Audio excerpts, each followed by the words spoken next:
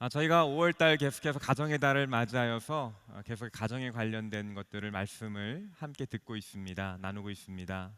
말씀을 준비하면서 주님께서 저에게 불어주시는 마음은 정말 하나님께서 무엇보다도 원하시는 것은 이 땅에 있는 가정들이 회복되고 가정 안에서 천국을 누리며 주님이 부어주시는 평강과 사랑과 연합을 경험하는 것이 바로 가정에 이루어지길 소망한다는 것입니다.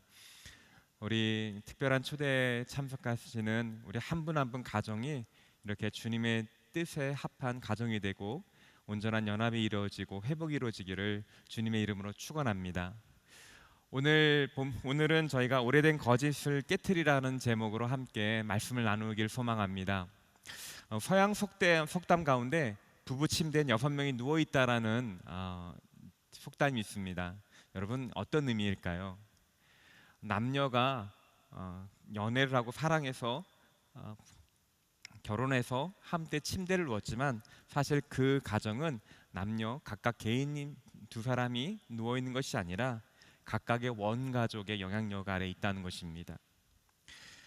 결국 남편과 아내 두 사람이 만나 가정을 이룰 때 그 원가족이 새로운 가정에 많은 영향력을 끼친다는 것입니다. 이 원가족이 새로운 가정을 이룰 때 끼치는 영향은 긍정적인 면도 있습니다. 또한 반대로 부정적인 영향도 있습니다. 원가족이 가지고 있는 이 부정적인 영향은 이 새로운 가정이 온전히 연합되고 하나 되는데 많은 걸림돌이 되고 가정 불화의 원인이 되기도 합니다. 사회교육학자이면서 심리학자인 잉그리트 알렉산더, 자베네 리크라는 두 분이 세대 간의 영향력을 연구하였습니다. 그래서 그 연구 결과를 굿바이 가족 트라우마라는 책으로 출간했는데요. 거기서 세대 코드라는 말이 나옵니다. 이 세대 코드라는 말이 무엇이냐?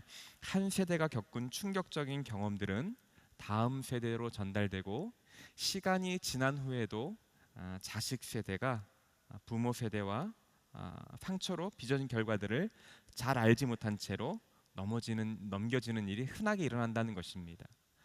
윗세대에 일어났던 그 트라우마가 자식들은 그 뒷세대는 잘 모르지만 영향을 끼치고 있다는 그런 결과입니다. 참 이러한 부모들의 영향력이 너무나 커서 어떤 한 결과에 의하면 300년 전에 일어난 트라우마가 300년 동안 그 가정에 영향을 끼치고 있다는 그런 연구 결과도 보고되고 있습니다. 그런 측면에서 우리나라도 6.25를 겪었고 일제 식민지를 겪었고 5.18 많은 정말 질곡의 역사를 겪은 나라가 우리나라입니다. 지금도 많이 대립되고 있는데요. 어쩌면 우리나라에서도 이러한 우리 민족이 가졌던 그 상처들이 우리 가정 안에도 굉장히 많은 영향을 끼치고 있을 것입니다. 우리나라의 국내 한 연구에 의하면 제주도의 이혼율이 좀 높다고 합니다. 그런데 어떤 학자들은 4.3 사건이 그것의 원인이었을 것이다라고 그 연계성을 추측하는 연구도 보고되고 있습니다. 이처럼 우리 지난 윗세대의 어떤 가정의 영향력은 지금 현재에도 우리에게 영향을 끼치고 있는 것입니다. 우리가 의식하지 않더라도 지금의 관계에서 그들은 자연스럽게 지금 현재 우리 가정에 영향을 끼치고 있는 것이죠. 우리는 독자적으로 행동하는 것 같지만 사실은 윗세대에서 내려오는 가정 안에 있는 시스템 안에서 움직이고 생각할 때가 많다는 것입니다. 이러한 것들은 성경에서도 발견될 수 있습니다. 우리 출애굽기 34장 6절에 보면 하나님께서 모세에게 하신 말씀이 있습니다. 출애굽기 34장 7절에 보면 수천 세대에 걸쳐 긍휼을 베풀고 죄악과 범죄와 죄를 용서하며 죄지은 자들을 징벌하지 않고는 그냥 넘어가지 못하니 아버지의 죄를 그 자식들의 그들의 자손에게 3세대에 걸쳐 징벌한다. 하나님께서 복을 또 천대까지 주시지만 또 죄도 3, 4대까지 걸쳐 징벌한다고 하십니다. 하나님께서 직접 징벌하시는 것도 있겠지만 그 안에 죄가 영향력을 끼쳐서 그 가정의 3, 4대까지 영향을 미친다는 의미로 해석할 수도 있는 것입니다. 우리가 이것을 아브라함의 가정에서 발견할 수 있습니다. 아브라함에 보면 창세기에 보면 족장 가족의 모습들이 나옵니다. 여러분 잘 아시다시피 하나님께서 아브라함의 믿음을 보고 축복하였습니다. 그리고 그 아버지 아브라함에게 준 축복이 그 족장들에게 계속 이어져 가는 것을 보게 됩니다. 이삭과 야곱과 그 손자 요셉에게 축복이 흘러갔습니다. 또 반대로 아브라함에게 있었던 단점과 아브라함에게 있었던 부정적인 영역이 그 자손들에게까지 계속 흘러가는 것들을 우리가 창세기를 통해서 발견할 수 있습니다. 첫 번째, 아브라함에게 있었던 것은 거짓말하는 습관이었습니다. 여러분 잘 아시다시피 아브라함은 사라가 자신의 누이라고 2번이나 거짓말을 했습니다. 그런데 이삭도 마찬가지 거짓말하는 것을 발견하게 됩니다. 블레셋 왕 아비멜렉 앞에서 자신의 아내 리브가를 누이라고 속이는 장면이 나옵니다. 그 자녀 야곱은 아예 이름 뜻이 속이는 자라는 뜻입니다. 계속해서 형을 속이고 사람들 속였던 것이 야곱의 인생입니다. 그리고 야곱의 아들들은 요셉을 죽였고 노예로 팔았고 아버지에게 들짐승이 요셉이 잡혀 죽었다라고 그 거짓말하는 모습이 나옵니다. 아브라함에게 있었던 거짓말의 영향력이 4대 밑에 있는 요셉과 그의 친구들까지 그의 형제들까지 내려가는 것을 우리는 발견하게 됩니다. 아브라함에게서는 편애가 있었습니다. 아브라함은 이스마엘을 좋아했습니다. 그런 편애.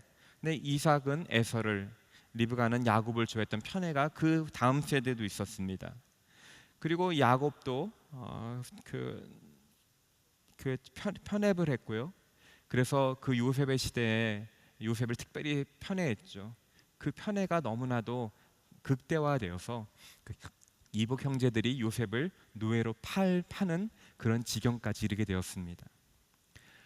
아브라함에게 있었던 이 부정적인 영향이 계속해서 아래로 흘러가는 걸 보게 됩니다. 그리고 점점 더 그 부정적인 영향은 심각해지고, 그래서 형제를 파는 데까지 우리가 심각해진 걸 보게 됩니다. 이것이 우리 성경 안에서 이루는 세대 코드, 윗세대의 영향력이 아랫세대까지 흘러가게 되는 것입니다. 그런데 이것은 비단 아브라함뿐만 아닙니다. 우리 모두가 윗세대의 영향력을 받고 우리가 살아가는 우리 가정 안에 윗세대의 부정적인 영향들이 우리 삶 가운데 현재 끼치고 있다는 것입니다.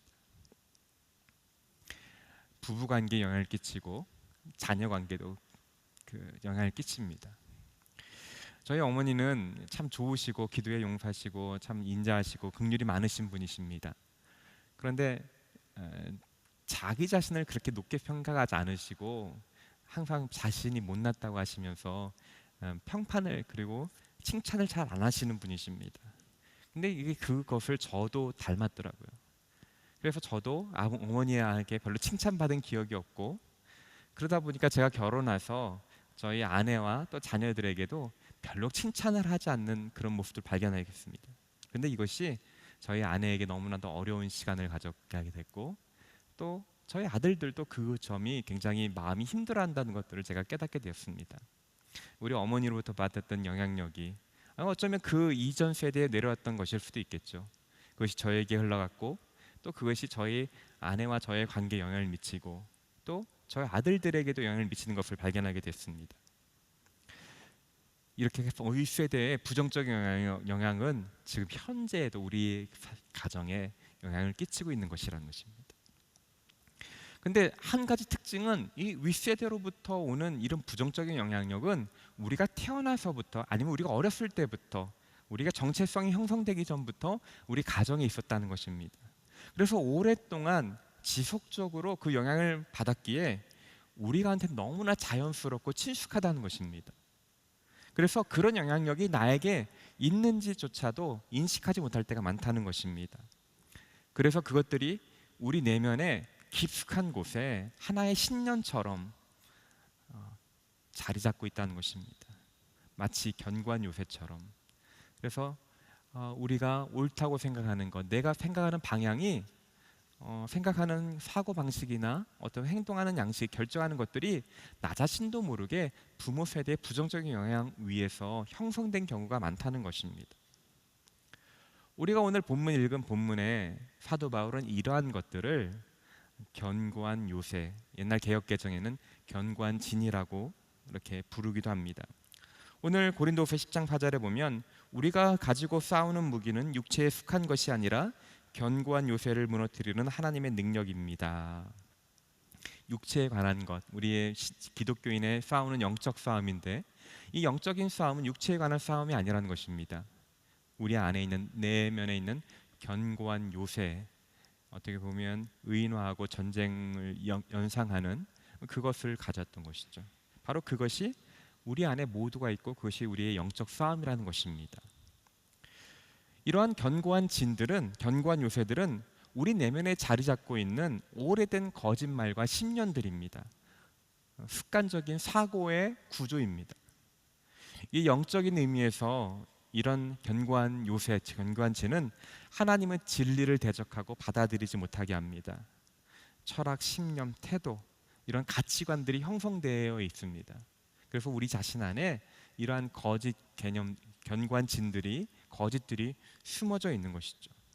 그래서 이런 견고한 진들이 우리 생각의 패턴 가운데 숨어져 있고 가치관에 숨어져 있어서 우리의 삶에 부정적인 생각과 부정적인 관계를 맺는 데서 부정적인 영향을 계속 끼치고 있는 것입니다. 이러한 사고의 패턴은 우리 결정하는 데 있어서 영향을 끼치고, 그러한 결정하는 데 있어서 계속해서 결정은 행동을 바꾸게 되고, 이런 행동이 계속 반복되다면 그것이 가치관이 되고 그것이 우리 삶의 패턴이 되어서, 그래서 우리는 그렇게 살아가는 것이죠. 이 견고한 요새, 견고한 거짓말들, 내면의 깊은 거짓말, 익숙한 거짓말들은 하나님의 진리를 받아들이는데 상당히 장애가 됩니다.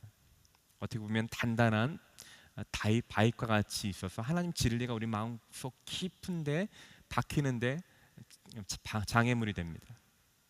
또 어떤 때는 내 자신에 있는 죄를 합리화시키기도 합니다. 그리고 부부가 진정으로 연합하고 사랑하고 하나 되는데 방해가 되는 것입니다. 그래서 이 견고한 진들은 깨트려져야 되는 것입니다. 이런 것들이 우리 삶을 갉아먹고 계속해서 이 부부가 연합되게 못하게 하고 부정적인 영향을 끼치고, 오랜 시간 신앙생활을 한다 하더라도 복음의 진리와 자유가 마음속 깊은 곳에 쭉 뿌리박게 하지 못하는 작용을 하기 때문입니다. 한 예로 제가 회복사역 할 때 간증하시는 분의 한 자매님의 이야기를 들었습니다. 그 자매님은 일남 삼녀 중 둘째로 태어났다고 합니다. 근데 자신이 9살 때 아버님과 어머님이 심하게 다퉜다는 것입니다. 근데 어머니께서 집을 나가셨는데 언니와 여동생만을 데리고 나갔다는 것입니다. 자신은 아빠를 닮았다고 해서 남겨놓고 남동생만 남겨놓고 엄마가 두 언니와 여동생만 데리고 나갔다는 것입니다.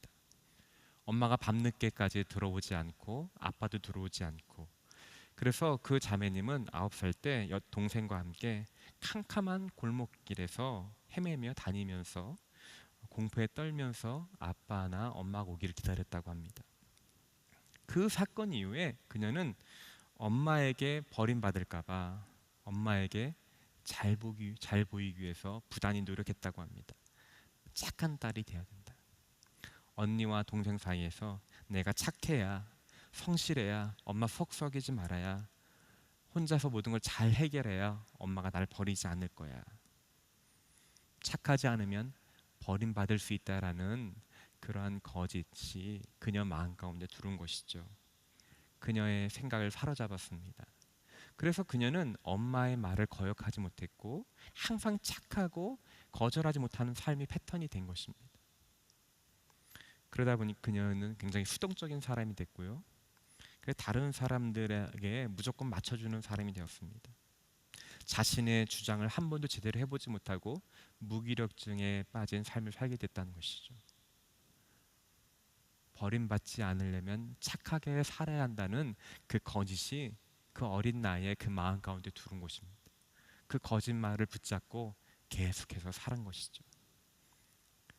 이런 이 분뿐만 아니라 우리는 수없이 많은 이야기를 듣습니다. 남자가 울면 안 돼, 이런 얘기도 많이 듣고요.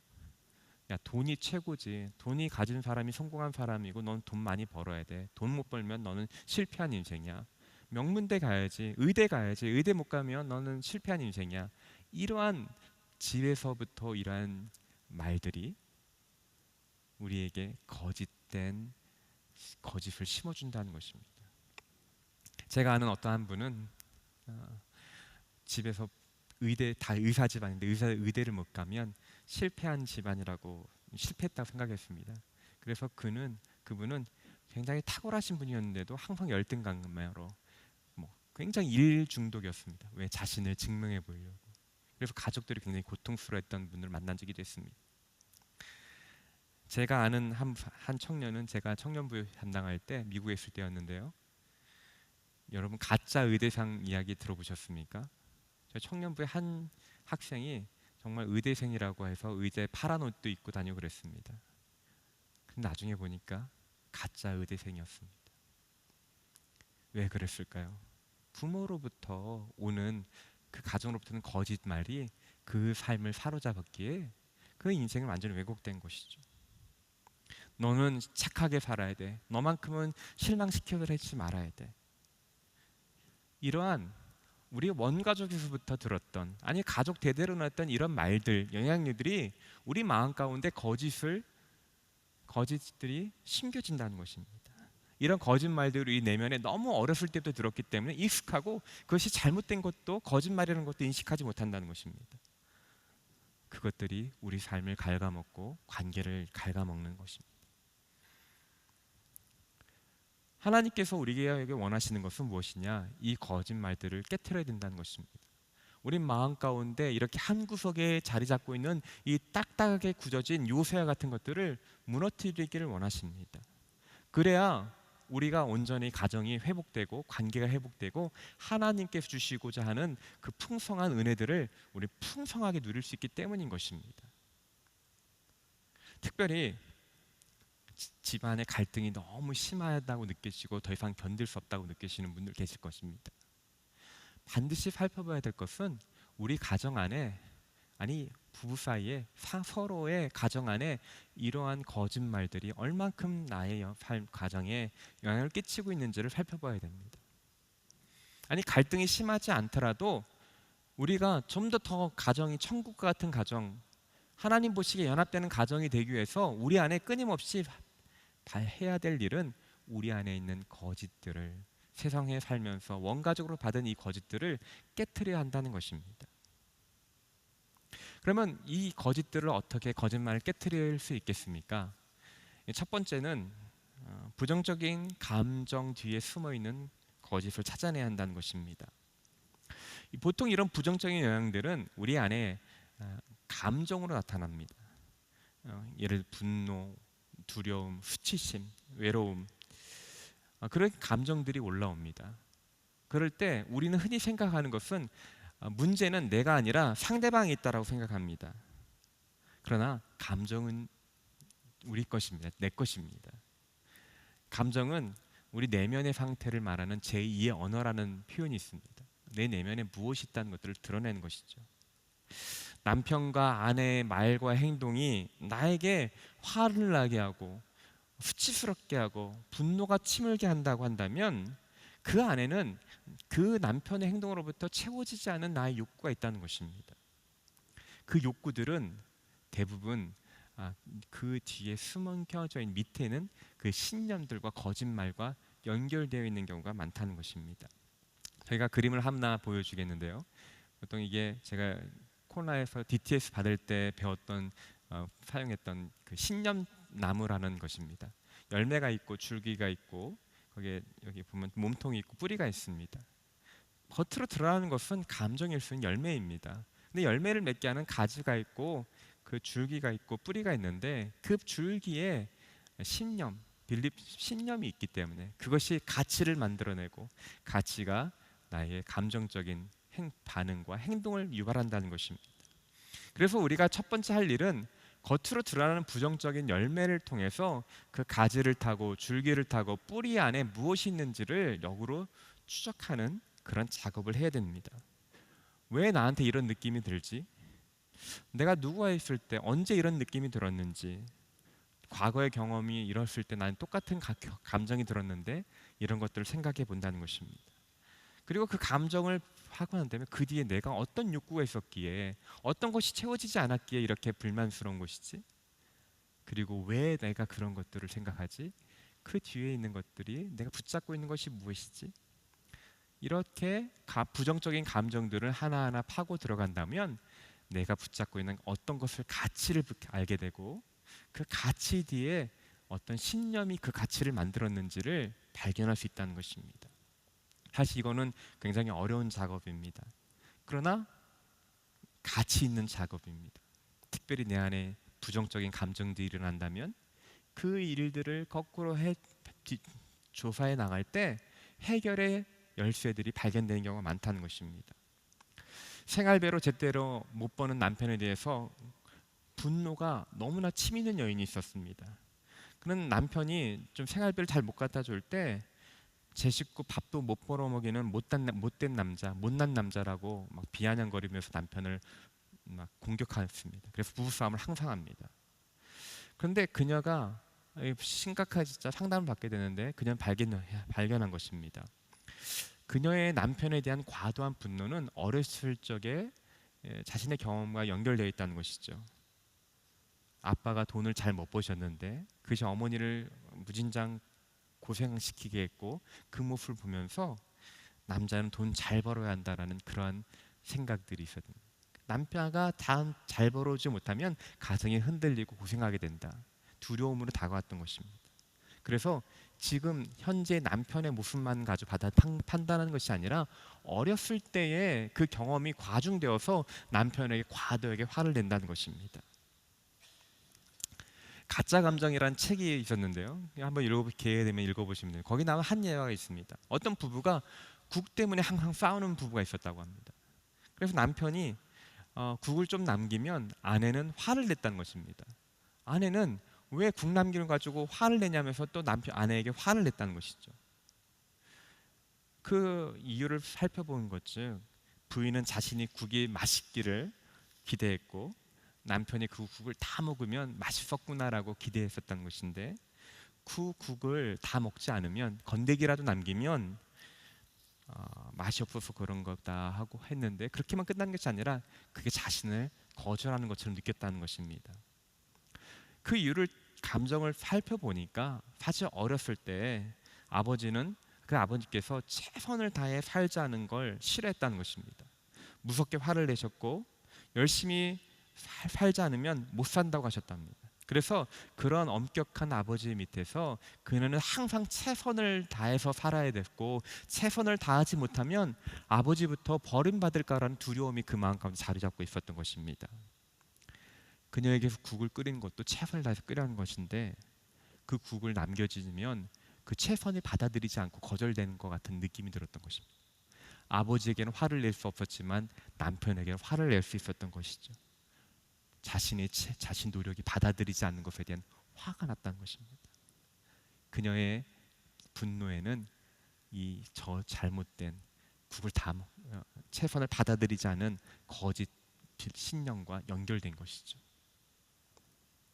아들이 성적이 떨어지면 집안이 초상집인 경우도 있습니다. 자녀가 자신의 말대로 듣지 않으면 너무나 큰 우울증에 빠지는 부모님들이 계십니다. 완벽해야 되는데 자신의 거짓말과 연결되어 있기 때문에 감정이 과도하게 온다는 것입니다. 우리는 그러한 부정적인 감정이 나의 삶을 몰려올 때 그 뒤에 숨겨져 있는 가치가 무엇이고 거짓말이 무엇인지를 역으로 찾아들고 주님 앞에, 주님, 내가 왜 이렇게 화가 나고 좌절스럽고 수치스러운지 그것을 보게 하여 주시옵소서. 우리 감정을 탐구해야 된다는 것입니다. 두 번째로, 이런 과정을 끝인 다음에 안에서 거짓말들이 발견된다면 그 진리로 그것들을 깨트려야 된다는 것입니다. 아까 제가 예화를 드렸던 그 여인, 언니와 여동생만을 데리고 간 여인, 착하지 않으면 엄마가 받아들이지 않고 거짓말할 것 같은 그런 여인이 회복사역을 통해서 말씀을 읽다가 스바냐 3장 17절을 말씀을 들었습니다. 너희 하나님 여호와가 너희 가운데 계시니 그는 구원을 베푸실 전능자시라. 그가 너로 말미암아 기쁨을 이기지 못하시며 너를 잠잠히 사랑하시며 너로 말미암아 즐거이 부르며 기뻐하시리라 하리라. 예전에는 착하게 자격을 갖추어야 어머니가 받아준다는 거짓말에 사로잡혔는데, 이 진리를 보니, 이 말씀에 얘기하는 거 보니 나로 말미암아 기쁨을 이기지 못하는 하나님의 사랑이, 그 진리가 깨달아지는 것입니다. 그래서 자신이 거짓말을 붙들고 있었다는 것들을 이 말씀을 비추어 봐서 아예 깨트린 것이죠. 그래서 그 자매는 이 말씀을, 자신이 붙잡고 있었던 거짓말들을 버리고 이 진리의 말씀을 붙잡으려고 노력하고 이 말씀을 붙잡았다는 것입니다. 진리로 거짓을 깨트리는 것입니다. 우리 안에 세상에 심겨준, 가족 안에 숨겨준 수많은 거짓들이 있습니다. 좋은 대학을 가야 성경한 존재고 괜찮은 사람이고 존귀한 존재다. 그러나 새 성경은 그렇게 말하고 있지 않죠. 완벽하고 흠이 없어야 된다. 아니죠.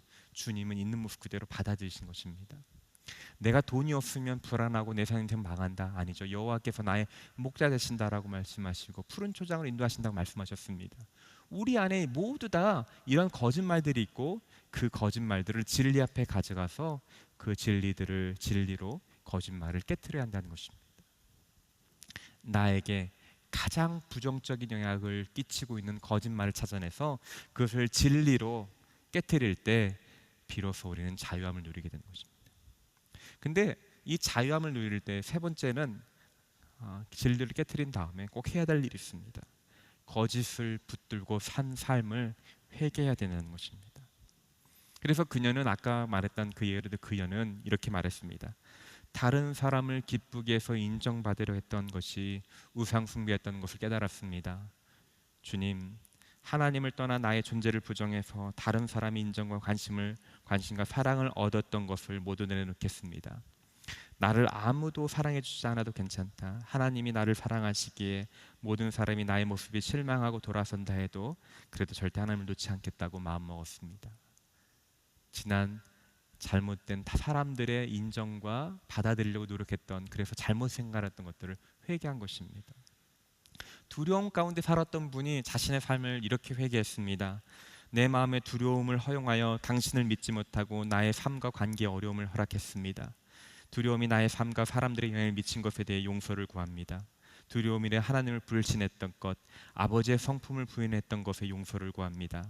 나의 행동으로 벌받을 것에 대해 사람들에게 상처받아 두려워했던 것, 내 삶의 경험으로 인해 두려워했던 것, 내가 진짜 누구인지 알면 사람들에게 사랑받지 못할 것에 두려워하여 하나님을 불신했던 것을 진심으로 회개합니다.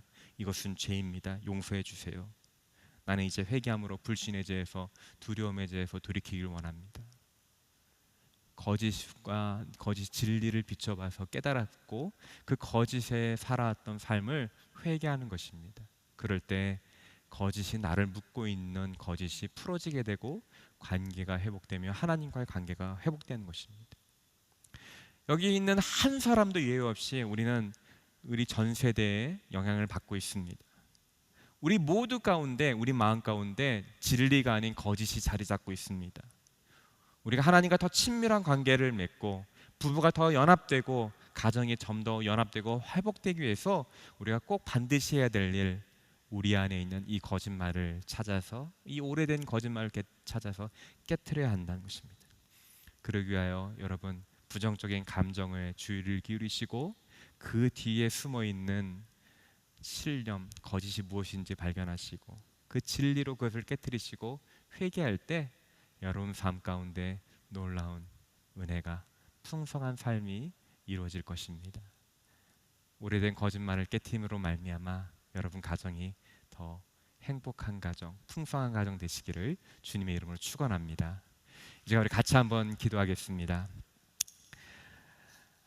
사랑과 은혜가 충만하신 주님, 주님께서 우리에게 너무나 많은 축복을 주셨지만 우리가 너무나 익숙한 거짓말에 속아서 그 진리를 받아들이지 못하고 관계를 온전히 제대로 하지 못했던 것들을 오늘 말씀을 통해 깨달았습니다. 우리 안에 있는 이 견고한 요새들, 오래된 거짓말들이 깨어지고 하나님과 가족의 관계가 온전히 회복되며 온전한 하나님 기뻐하시는 풍성한 가족을 이루길 원합니다. 주여, 이런 과정, 우리 프로세스로 나아가는 한 분 한 분 가운데 주님께서 지혜로 생각나게 하여 주시고 함께 하셔서 그 과정을 도와주셔서 놀라운 열매들이 맺히게 하여 주시고 오래된 거짓말에서 벗어나게 하여 주시옵소서. 감사드리며 우리 구주 예수 그리스도의 이름으로 기도드립니다. 아멘.